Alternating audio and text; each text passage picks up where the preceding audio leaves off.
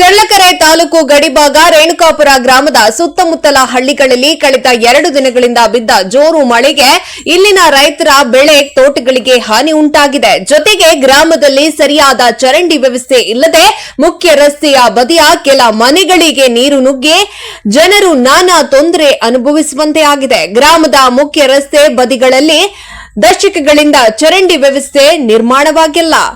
ರಸ್ತೆ ಬದಿ ಚರಂಡಿ ನಿರ್ಮಾಣ ಮಾಡಿ ಮಳೆಗಾಲ ಬರುವ ತೊಂದರೆಗಳನ್ನ ತಪ್ಪಿಸುವಂತೆ ಸ್ಥಳೀಯ ನಿವಾಸಿಗಳು ಗ್ರಾಮ ಪಂಚಾಯಿತಿ ಅಧಿಕಾರಿಗಳಿಗೆ ಹಲವು ಸಲ ಮನವಿ ನೀಡಿದ್ರೂ ಯಾವುದೇ ಪ್ರಯೋಜನ ಆಗಿಲ್ಲ.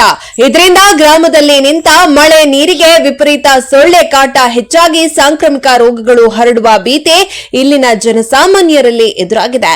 ಈ ಬಗ್ಗೆ ಸಂಬಂಧಿಸಿದ ಅಧಿಕಾರಿಗಳು ಕೂಡಲೇ ಮಳೆ ನೀರು ನುಗ್ಗುವಂತ ಮನೆಗಳ ಬಳಿ ಖುದ್ದು ಭೇಟಿಯನ್ನ ನೀಡಿ ಪರಿಶೀಲನೆಯನ್ನ ನಡೆಸಿ ಚರಂಡಿ ನಿರ್ಮಾಣ ಮಾಡಿಕೊಡಬೇಕಾಗಿ, ಇಲ್ಲದಿದ್ರೆ ಮುಂದಿನ ದಿನಗಳಲ್ಲಿ ಉಗ್ರವಾದ ಹೋರಾಟವನ್ನ ಮಾಡಬೇಕಾಗುತ್ತೆ ಎಂದು ಸ್ಥಳೀಯರ ಈ ಮೂಲಕ ಎಚ್ಚರಿಸಿದ್ದಾರೆ.